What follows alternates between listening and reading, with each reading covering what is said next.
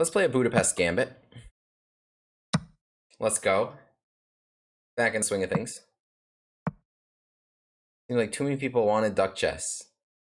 Oh man. The variant server. Why is their variant server even separate? You know what? I'm gonna Gambit here. I'm gonna make sure I Gambit. I'm gonna defend my knight from this. He wanted me to just recollect my pawn like a normal person.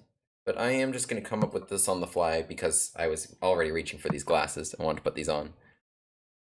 He's refusing to accept. Big sad. Take my pawn. Yeah, it is really sad. That's brutal. And so wait, it crashed on my move, I guess. So that's why I flagged. Yeah, I thought it was an issue with my Wi-Fi. Okay, I gotta choose between knight here and knight f6. What are we thinking? Alright, I like knight here. I think that knight's gonna be probably a good defender of his king. The other thing I'd like to do is maybe castle along, right? How would I pull that off? Just like bishop out, queen up. Alright, let's go bishop e6. Hits this pawn.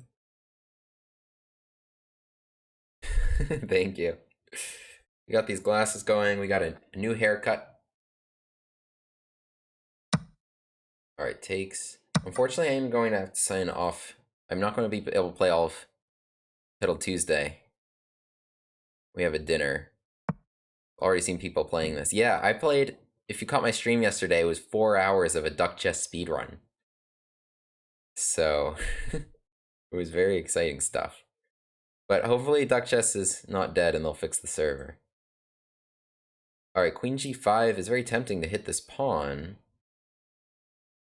Queen h4 is probably a better spot for the queen objectively, but let's hit this pawn. No easy defense, because if you castle, I take this. So this gambit worked out pretty well. I mean, it just kind of freed my pieces, brought my bishops out, I had more space. My opponent was tied down to this pawn, played like this knight d2 move. I was attacking it. What's up, Kale Gang? Me and my friends actually used a shot glass for the duck when we played it in real life. You can use anything. Anything that's invincible. It's an invincible duck. Alright, rook g1's not working out for him because this is check.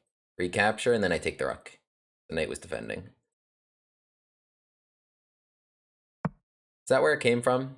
Did it start as like a real, like things people played in real life? Alright, we got a lot of good moves here. We got takes, we got castles, even check. This might just be winning. Check, bishop d2, take, takes d2. Man, I think a lot of things are winning. I'm just gonna castle. Invincible duck. Yeah, bishop b4 check, I mean, is a huge threat right now. I mean, I can play it right now. But this looks pretty good. Bishop d2. Just trade everything there. Or bishop e5, honestly. Clean up. Yeah, I'll play bishop b4. Yeah, I mean, he's just got nothing here. The thing is, he was like clinging to this pawn, didn't castle, whereas I just got my pieces out, struck quick. Strike first, strike hard. Alright, I could just collect that queen. Probably the right call. Click the queen, bring the other rook in. Alright, what's the count? He does have a rook and a knight for my queen. He goes back there. I feel like the king should have like freed the rook coordination, right? Let's take this. But how do I deliver another threat? Alright, I'll play this move. No, okay, I'll take. Alright, you take f7. I'll just play rook over. Queen h2 would trap the rook. It's a good thing I'm not confusing this with duck chess. I'd be like, what would I do if it were duck chess? Oh wait, okay. Well, I should move. Maybe if it were duck chess, I wouldn't flag. Alright, hitting the knight, hitting the rook. Got these checks coming. Long defense good. Oh my goodness. That's so confusing. Long defense bad. Long attack good? Alright. Looking good, though. I actually forgot I was wearing these. I got used to seeing the board so dark. Yeah, knight's hanging. Check there is coming. Where I could just take there. This is hanging. I think even in duck chess, this is good. What would you do? You go knight back, and then duck here. And then what would I play? I would go like queen takes pawn probably, and then duck there to block the rook. Okay, wait, take and put the duck here, right?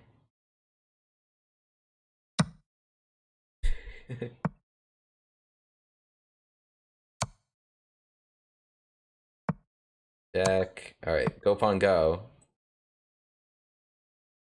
I want to just push this pawn and put the duck to block the bishop. But somehow I am not seeing the duck.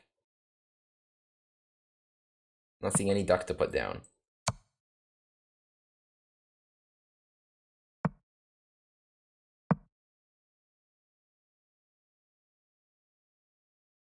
Go pawn go.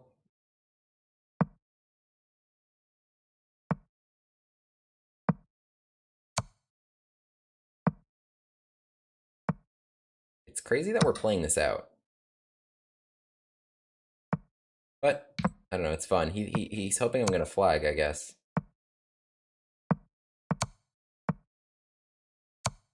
Stalemate him or something.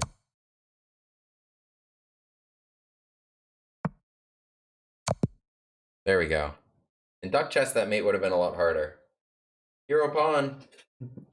Hero pawn ran all the way. So that was a good one. There was a good use of the gambit glasses there. Gonna review this. All right, okay, I got time for like one.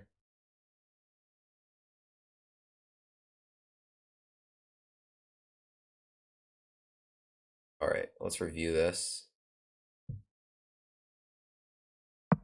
Is the duck chess server back? I'm wondering if this superior version of chess, is this back?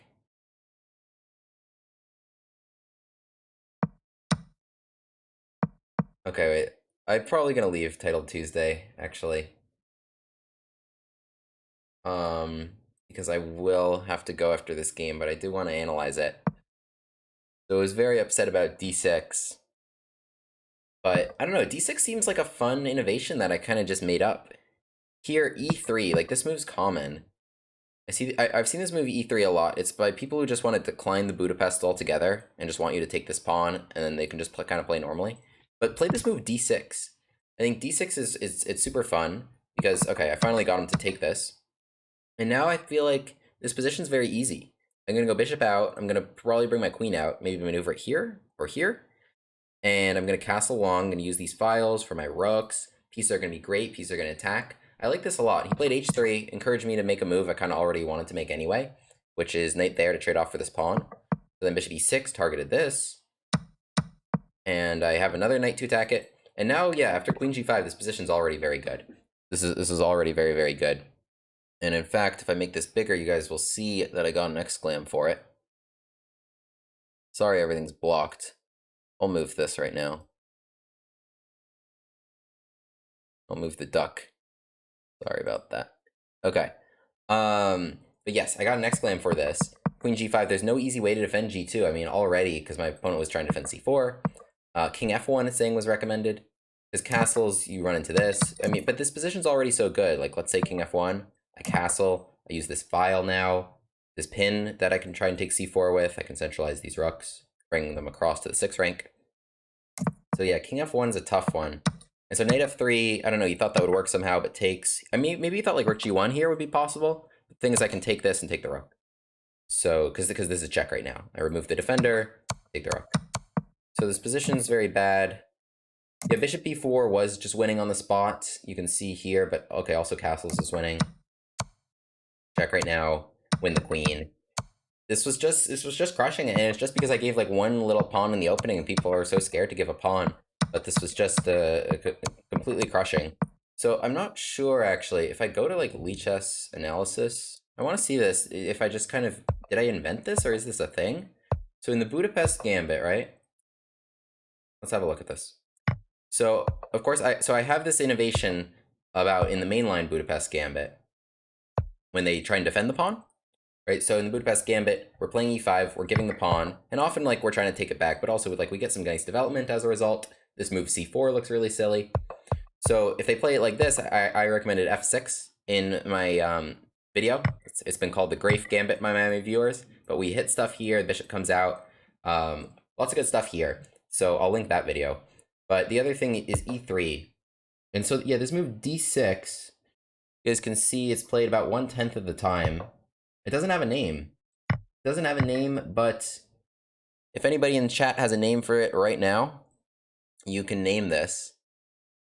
Because I think we've kind of come up with something here, because this just seems very fun. I like this idea of castling long in this unnamed Budapest Gambit, and we can just kind of come across here. So I think, I don't know, delayed Budapest Gambit, or the Budapest-Duck Gambit, in spirit of what we were just trying to do. So I like this a lot. I think like we can continue to follow bishop e2, bishop out, Budapest Gambit duck variation. I like it. All right, let's follow all these most common moves. So now, yeah, queen f6 is the move I'm liking. What's Stockfish thing? Queen f6, knight c3. I think this is one of the big ideas. Like, let's say castle. So now we threaten bishop takes h2. We're threatening to take the queen. Remember, if at any point h3 happens, like you saw my opponent played h3, we could just pull this knight back here, right? And that, I mean, that was very good. Like the other one hops in, and that knight was the only good defender. This queen moves away. Yeah, I'm liking this queen h6. Can we not do it? Queen h6. Pawn up. Knight in here. I think this seems like bishop takes h3 is on the table, but I guess maybe it's not working. Here, bishop h3. This seems hard to refute, because if you take it, yeah, if you take it, then it's now double zeros. But bishop h3 as a sacrifice seems Budapest. Duck attack. I like this. But I mean, bishop takes h3. Like, how is this wrong? Takes. You need to play f4 here. And then this is so not obvious, because if you take this, then this rook comes across. It's going to kill you, right? But I guess playing this f4 move was critical. But I think bishop takes h3 can work at a lot of moments. So I think that's like one critical idea of the Budapest Gambit. Is playing queen h6, hitting h2, provoking h3. This comes back, right? We attack c4, and we're also threatening this. Unless there was like some other very strong idea. Like, oh, wait, there we don't want to trade queens, right? If we just go king over... I think this position in general is very pleasant. And I think there's just like a lot of spots to go wrong. Like you saw... I don't know, let's say h3 here is the second most common move. e5. And continue to follow most commons. So already I think take, and we can get that pawn. That's another trick. Castles, queen a4 people are playing.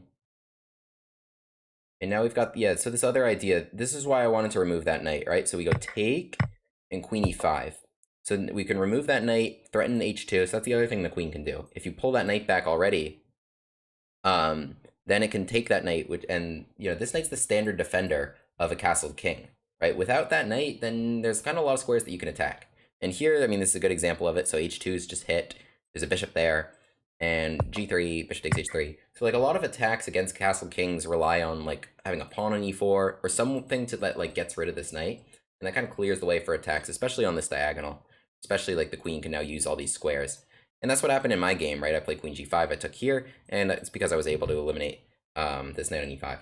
So there's the Budapest Gambit. I might put that on YouTube. I think this was pretty good invention that we stumbled upon. But so yeah, like and subscribe, and check out my original video on the Budapest. And in terms of Twitch, my friends, I'm signing off. I will see you for another duck chess speed run soon enough. So follow me here on Twitch and enable notifications on the app for when I go live. And yeah, thanks so much for watching. I'll see you next time. Yeah, say hi to YouTube. Peace.